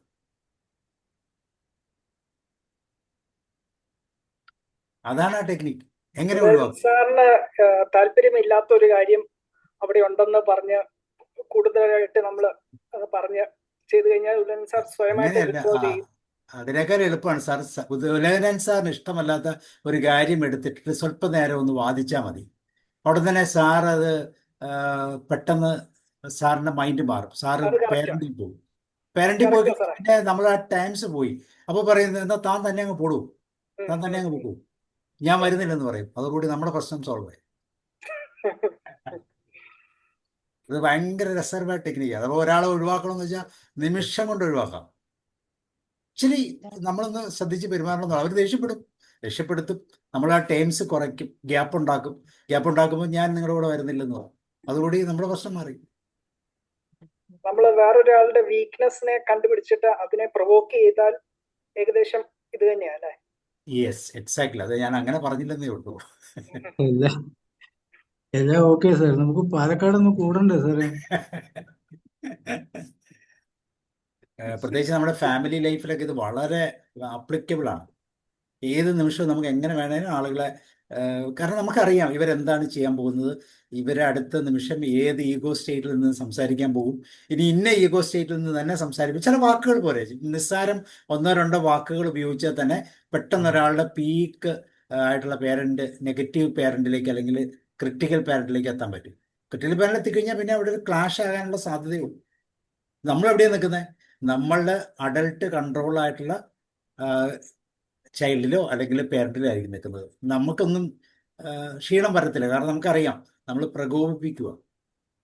അപ്പോൾ വളരെ പെട്ടെന്ന് ആ ഒരു സിറ്റുവേഷൻ നമുക്ക് മാനേജ് ചെയ്യാൻ പറ്റും. പക്ഷേ മുമ്പിലിരിക്കുന്ന ആൾക്കും അറിയാമെങ്കിൽ അവിടെ കോംപ്രമൈസ്. അപ്പം നമുക്ക് ആ വ്യക്തിയെ അറിയാം. അതാണ് അതിൻ്റെ ഉദ്ദേശം. സാറേ, അങ്ങനെ ഒരു സിറ്റുവേഷൻ ഉണ്ടാക്കിയ ശേഷം നമ്മുടെ ഒബ്ജക്റ്റീവ് അച്ചീവ് ചെയ്ത് കഴിഞ്ഞാൽ ഉടനെ തന്നെ പെട്ടെന്ന് അയാളെ ഒന്ന് തിരിച്ച് കൊണ്ടുവരാൻ വല്ല മാർഗമുണ്ടോ? തിരിച്ചു കൊണ്ടുവരാൻ പറ്റും സാറേ. നമുക്കത് ചെയ്യാൻ പറ്റും. കാരണം നമുക്കറിയാം കൃത്യമായിട്ട് നമ്മളൊരു സിറ്റുവേഷന് വേണ്ടിയാണ് നമ്മൾ ചെയ്തത്. അടുത്ത നിമിഷത്തിൽ വേണമെങ്കിൽ നമുക്ക് അയാളെ നമ്മുടെ കൂടെ കൂട്ടിക്കൊണ്ടുപോവുകയും ചെയ്യാം. പറ്റൂല്ലേ? പറ്റും, തീർച്ചയായിട്ടും പറ്റും. അതാണ് ഞാൻ ഇത്ര രസകരമായി നമ്മുടെ ഡെയിലി ലൈഫ് നമ്മൾ ഉപയോഗിക്കുന്നതാണ്. പക്ഷെ നമ്മൾ അറിഞ്ഞുകൊണ്ടല്ല ഉപയോഗിക്കുന്നത്. നമ്മൾ എന്താ പറയുന്നത്, ഒരു ഓട്ടോ പൈലറ്റിംഗ് മോഡിൽ നിന്നിട്ടാണ് ഇതൊക്കെ ചെയ്യുന്നത്.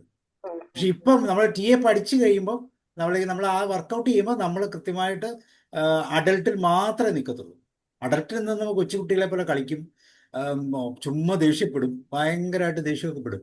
പക്ഷേ നമ്മുടെ ചുറ്റും പരിസരമൊക്കെ ഇപ്പം നമ്മൾ ശ്രദ്ധിച്ചു, ഒരു ആക്സിഡന്റ് ഉണ്ടാകുന്ന ഒരു സന്ദർഭം, ആ സന്ദർഭത്തിൽ ആക്സിഡന്റ് ഉണ്ടാകുന്ന സമയത്ത് സപ്പോസ് ഡ്രൈവറാണ് അല്ലെങ്കിൽ ബസ്സുകാരനാണെങ്കിൽ പ്രശ്നം ഉണ്ടാക്കി തീർച്ചയായിട്ടും നമ്മൾ അയാളോട് വഴക്കിടും. ഉറപ്പായിട്ടും വഴക്കിടും. പക്ഷേ വഴക്കിടുന്ന സമയത്ത് ചുറ്റുപാടുകളെല്ലാം നോക്കിയിട്ടാണ് വഴക്കിടുന്നതെങ്കിൽ അത് TA ആ പ്രിൻസിപ്പിൾ അപ്ലൈ ചെയ്താണ് ചെയ്യുന്നത്. നമുക്ക് ദേഷ്യപ്പെടുകയും ചെയ്യാം. തിരിച്ച് എന്ത് റെസ്പോൺസ് വന്നാലും നമുക്ക് അതിനുള്ള മാർഗങ്ങൾ കൃത്യമായിട്ട് കണ്ട് മാറാൻ പറ്റും. മാറാൻ വേണ്ടി തയ്യാറായിട്ടാണ് നമ്മൾ പറയുന്നത്. ഇതില്ലാതെയും ഇത് TA പഠിക്കുന്നതിന് മുമ്പും എനിക്ക് ഇങ്ങനത്തെ ഇൻസിഡന്റ് വന്നിട്ടുണ്ട്, അതിന് ശേഷം ഉണ്ടായിട്ടുണ്ട്. അപ്പം ഇത് തമ്മിൽ ചേഞ്ച് നല്ല പൊട്ടിലും കിട്ടിയിട്ടുണ്ട്, ഉള്ള കാര്യം പറയാമല്ലോ. കാരണം നമ്മൾ ചുമ്മാ ആർഗ്യ ചെയ്യും. ഒരു പ്രത്യേക സിറ്റുവേഷൻ വരുമ്പോൾ ആ സിറ്റുവേഷൻ വെച്ച് ആർഗ്യ ചെയ്യും. ആർഗ്യ ചെയ്യുമ്പോഴാണ് നമ്മൾ പെട്ടെന്ന് ഏറ്റവും ഇമ്പോർട്ടൻ്റ് വ്യക്തി നമ്മളാവും. അവസാനം എല്ലാവരും കൂടെ നമുക്ക് കയറി അറ്റാക്ക് ചെയ്യും. അത് അത് നമുക്ക് നമ്മുടെ ചുറ്റുപാടുമുള്ള സാഹചര്യങ്ങളെ മനസ്സിലാക്കാതെ ചെയ്യുന്നതാണ്.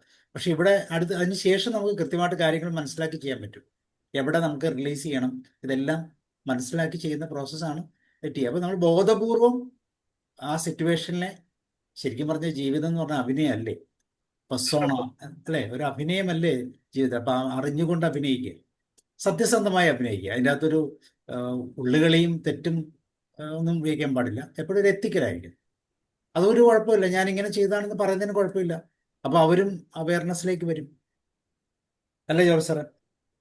ഞാൻ ഈ ഈഗോ സ്റ്റേറ്റിനെ പറ്റി ജോർജ് സാർ പറഞ്ഞുകൊണ്ടിരുന്നപ്പോൾ ആ പേരന്റും അഡൽട്ടും ഈഗോ സ്റ്റേറ്റ് ഒക്കെ പറഞ്ഞപ്പോൾ എന്റെ മനസ്സിൽ വന്നത്, നമ്മുടെ ഈ ചാനൽ ചർച്ചകളിൽ ഇരുന്ന് ആൾക്കാർ തർക്കിക്കുമ്പോൾ അത് ഒരു തരം ഈഗോ സ്റ്റേറ്റ് ആണ്. പേരന്റും ചൈൽഡ്, ഒരാൾ പേരന്റ് ഈഗോ സ്റ്റേറ്റിൽ നിന്നായിരിക്കും, മറ്റേ ആള് ചൈൽഡ് ഈഗോ സ്റ്റേറ്റിൽ നിന്നായിരിക്കും. ഇവർ തമ്മിലുള്ള തർക്കങ്ങൾ ഈ ക്ലബ് ഹൗസിലൊക്കെ, ഈ രാഷ്ട്രീയവും മതവും എല്ലാ ചർച്ചകളിലും ഈ ഒരു ഈഗോ സ്റ്റേറ്റ് തമ്മിലുള്ള ഒരു ക്ലാഷ് ആയിട്ട് തോന്നി പറഞ്ഞുകൊണ്ടിരുന്നപ്പോൾ.